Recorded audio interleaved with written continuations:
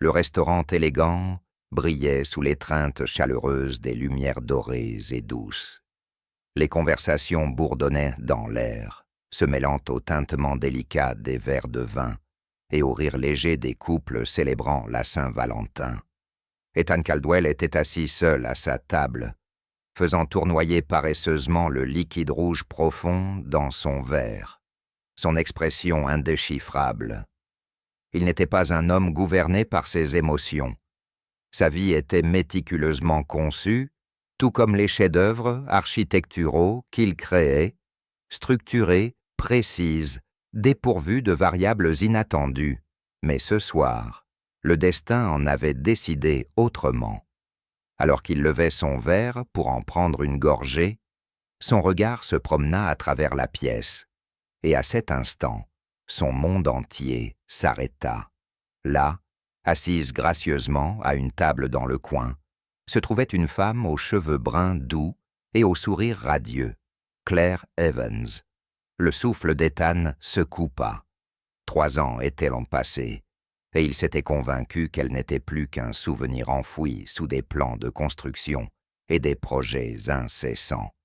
Pourtant, la voilà, inchangée, dégageant toujours cette chaleur, ce charme naturel qui avait jadis perturbé son monde, soigneusement structuré. Mais ce n'était pas seulement Claire qui le laissait figé sur place.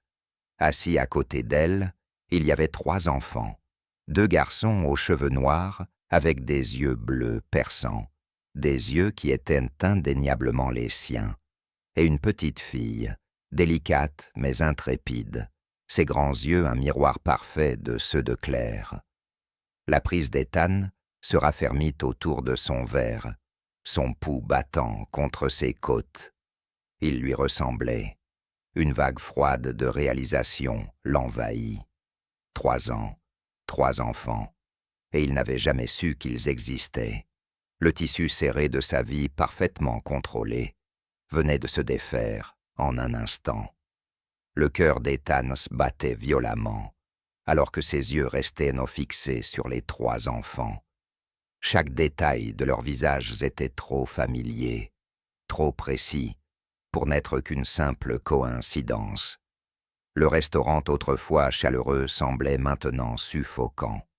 Le bourdonnement des conversations autour de lui se brouillait en une statique, noyée par la prise de conscience assourdissante qui envahissait son esprit.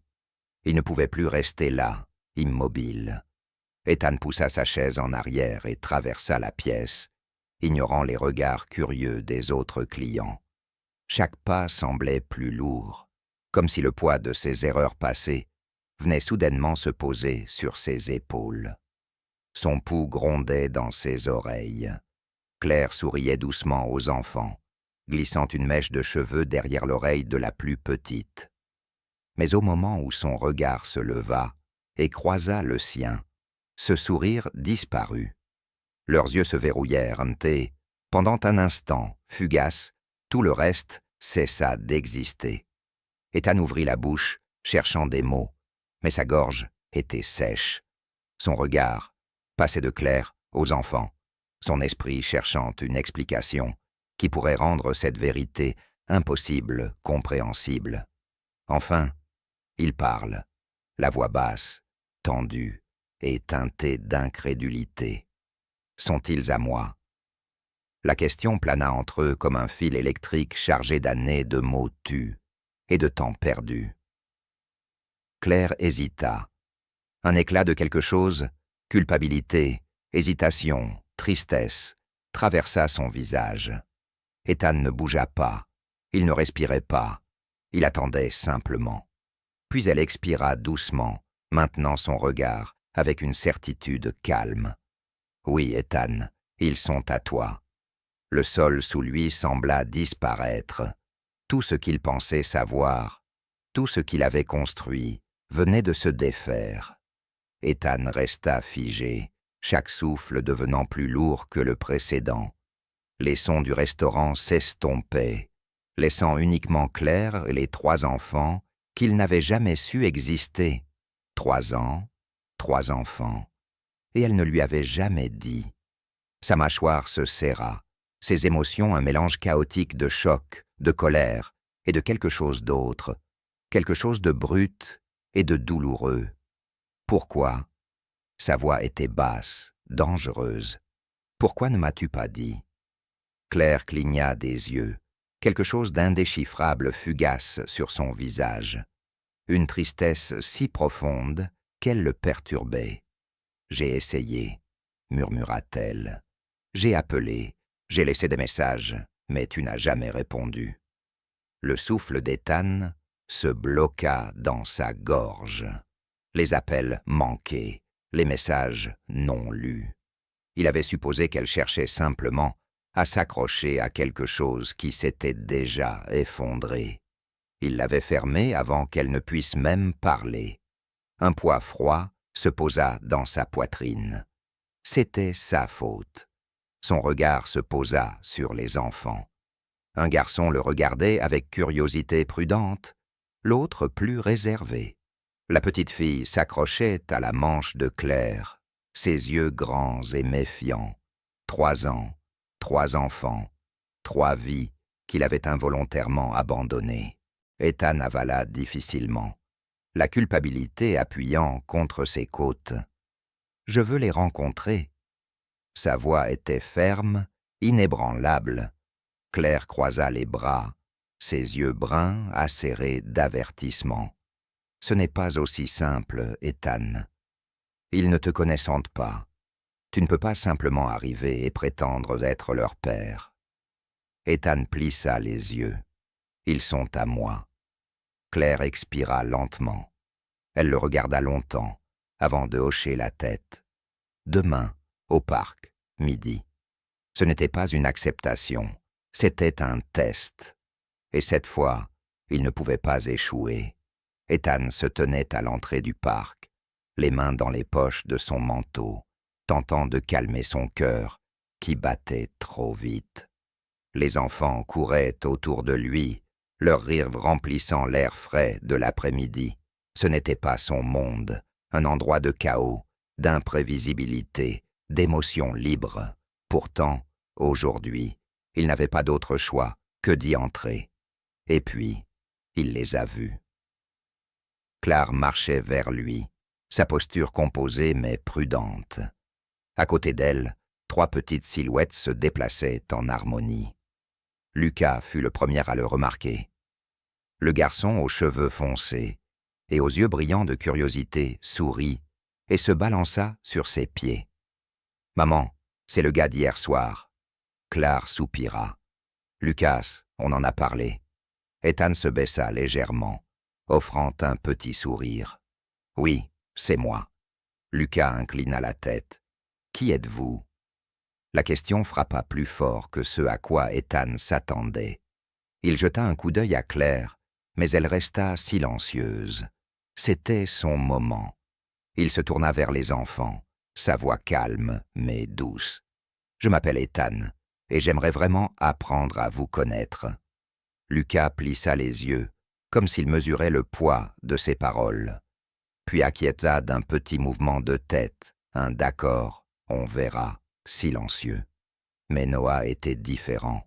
Le garçon plus âgé, les bras croisés, les yeux bleus profonds, les yeux d'Ethan, le regardait avec une méfiance tranquille. « Pourquoi êtes-vous ici ?» La voix de Noah était plus tranchante, plus sur la défensive. Ethan avala sa salive. « Parce que je voulais vous rencontrer. » Noah ne répondit pas, mais son expression en disait long. Pourquoi maintenant? Pourquoi pas il y a 3 ans? Ethan savait que gagner sa confiance ne serait pas facile. Le silence entre eux s'étira, jusqu'à ce qu'une petite voix le traverse. « Maman, j'ai soif. » La plus petite des 3, Ella, s'accrocha à la main de Claire, sa voix à peine audible. Claire fouilla dans son sac pour une bouteille d'eau, mais avant qu'elle ne puisse dévisser le bouchon, Ethan tendit la main. « Je m'en charge. » Claire hésita, puis lui tendit la bouteille. Ethan se baissa légèrement, la tendant à la petite fille. « Voilà, Ella. » Elle le regarda longuement, avant de tendre la main et de la prendre avec de petites mains délicates. C'était un petit geste, mais en ce moment, il semblait monumental. Noah ne lui faisait toujours pas confiance, mais Lucas était prêt à lui donner une chance, et Ella ne le regardait plus comme un inconnu. C'était un début. Ethan n'aurait jamais cru qu'une simple rencontre puisse le laisser aussi épuisé, mais il n'arrêta pas. Le jour suivant, il retourna au parc, puis le jour après, et celui d'après encore. Au début, Claire gardait ses distances, l'observant de loin. Elle n'interférerait pas, mais elle ne lui facilitait pas non plus la tâche. C'était sa bataille à mener. Lucas était le plus facile. Le garçon était une boule d'énergie, toujours entraînant Ethan dans de nouvelles aventures, courant, grimpant, explorant. Lucas acceptait la présence d'Ethan sans hésitation. Ella était plus réservée, mais petit à petit, elle commença à s'ouvrir. Elle ne parlait pas beaucoup, mais elle s'asseyait à côté de lui, quand il leur lisait des histoires. Un après-midi, juste au moment où il faisait une pause pour boire, une petite voix se fit entendre. « Tonton Ethan, tu peux continuer à lire ?» Son cœur se serra. Noah, comme Ethan l'avait prévu, était le plus difficile. Le garçon gardait ses distances, toujours observant, toujours sceptique. Quand Ethan jouait avec Lucas, Noah restait à l'écart, les bras croisés. Quand Ethan lisait à Ella, Noah faisait semblant de ne pas écouter. Mais Ethan savait mieux. Un soir, alors qu'Ethan les ramenait chez eux, Noah parla soudainement. « Tu vas repartir ?» La question le frappa comme un coup de poing dans l'estomac. Ethan expira lentement, se baissant pour rencontrer le regard de Noah. « Non, mon grand, je ne vais nulle part. » Noah ne réagit pas, ne dit rien. Il haussa simplement les épaules et entra. Ethan savait que le garçon ne lui faisait toujours pas confiance. Mais au moins maintenant, Noah posait des questions. C'était un début, une fissure dans le mur. Ethan avait pensé que les choses s'amélioraient. Il avait tort. Ce jour-là, il avait promis de mener les enfants à l'aquarium après l'école. Lucas était tellement excité qu'il n'arrêtait pas de parler des requins. Ella avait choisi une robe bleue pour correspondre à l'océan. Même Noah, bien qu'il ne l'admette pas, avait hâte. Mais le travail s'est mis en travers. Une réunion urgente, un client important, qui avait besoin de lui immédiatement. Ethan se dit que cela ne prendrait qu'1 heure, mais quand il eut terminé, le soleil était couché. Lorsqu'il arriva chez Claire, la porte s'ouvrit pour révéler les 3 enfants. Lucas roulé en boule sur le canapé, Ella accrochée à sa mère, et Noah. Noah le regarda avec une expression qu'Ethan n'oublierait jamais. Froid, déçu. « Tu as promis. » La voix de Noah n'était pas forte, mais elle était lourde. Ethan ouvrit la bouche, mais aucune excuse ne serait suffisante. Les poings de Noah se serrèrent. « Tu es pareil qu'avant. » Claire croisa les bras. Son expression n'était pas en colère. C'était pire, c'était de la fatigue. « Rentre chez toi, Ethan. » La porte se ferma. Le silence était assourdissant. Ethan resta dans sa voiture pendant ce qui sembla être des heures, fixant les fenêtres assombries de la maison de Claire. Il avait passé 1 an à se prouver, et pourtant, en un instant, il avait tout gâché. Ethan resta dans sa voiture, regardant la porte fermée devant lui. Il avait tout détruit. Son téléphone vibra. Un message de son assistante lui rappelant la réunion de demain. Mais pour la première fois, Ethan s'en fichait. Ce ne pouvait pas se terminer ainsi. Il sortit de la voiture, marcha jusqu'à la porte et frappa doucement. Claire l'ouvrit, mais au lieu de la colère, son visage portait autre chose, de l'inquiétude. Derrière elle, sur le canapé, Noah était allongé, recroquevillé sous une couverture, son visage rouge de fièvre. Lucas et Ella étaient assis à côté de lui, leurs petites faces marquées par l'inquiétude. Qu'est-ce qui ne va pas avec lui? Sa voix était basse, urgente. Claire soupira. Il a de la fièvre depuis cette nuit. Il est épuisé depuis toute la journée. Sans hésiter, Ethan entra. Je reste. Claire hésita une seconde, mais ne protesta pas.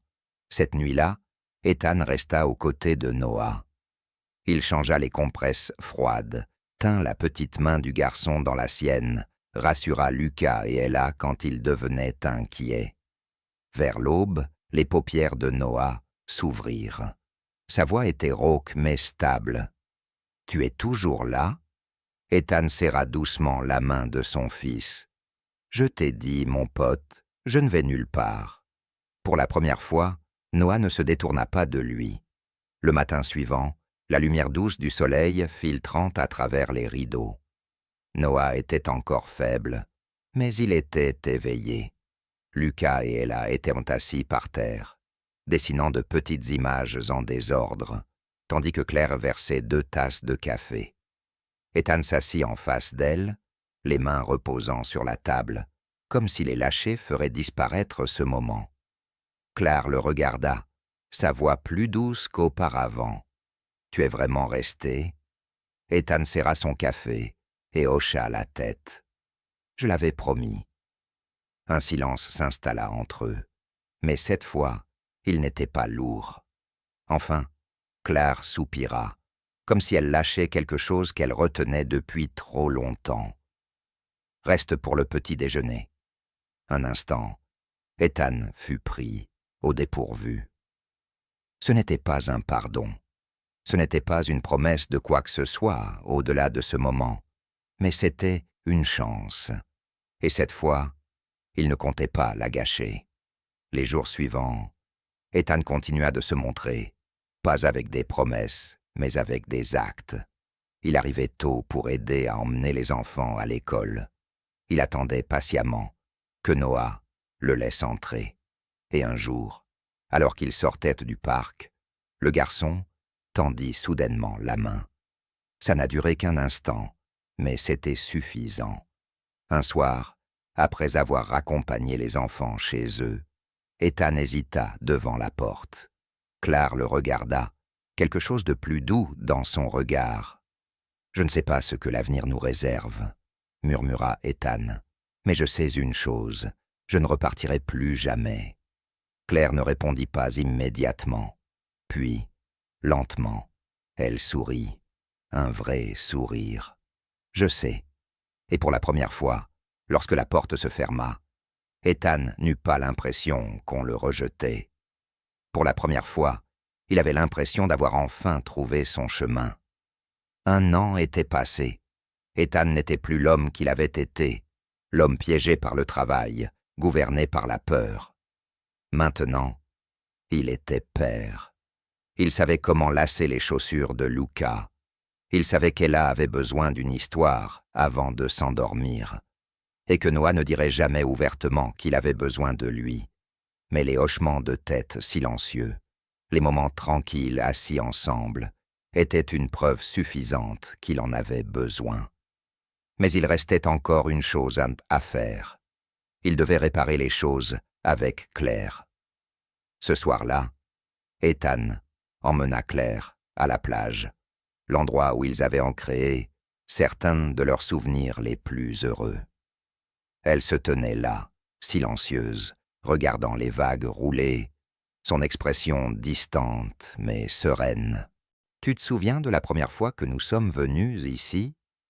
demanda Ethan d'une voix douce. Claire sourit doucement. « Comment pourrais-je oublier ?» Ethan prit une profonde inspiration avant de se tourner vers elle. « Je t'ai perdue une fois, et pendant longtemps, je me suis dit que c'était pour le mieux, que le travail, le succès et le contrôle étaient tout ce dont j'avais besoin. Mais je me suis trompé, Claire. Je me suis tellement trompé. Tu étais mon foyer, et je l'ai quitté. Je ne ferai pas cette erreur à nouveau. » Le souffle de Claire se coucha dans sa gorge. alors qu'Ethan se mettait à genoux, une petite boîte en velours dans les mains. « Je suis désolé pour la douleur que je t'ai causée. Je ne peux pas changer le passé, mais je veux passer mon futur à essayer de le réparer. Claire Evans, veux-tu m'épouser ?» Des larmes brillèrent dans les yeux de Claire, mais cette fois, elles n'étaient pas de douleur, elles étaient de joie. Oui. 3 mois plus tard, sous la lueur dorée d'un jardin ensoleillé, Claire marcha vers Ethan dans une simple mais élégante robe blanche, leurs enfants se tenant à ses côtés. Lucas rayonnait et la agita joyeusement la main. Et Noah, bien qu'essayant de paraître composé, ne pouvait tout à fait cacher son sourire.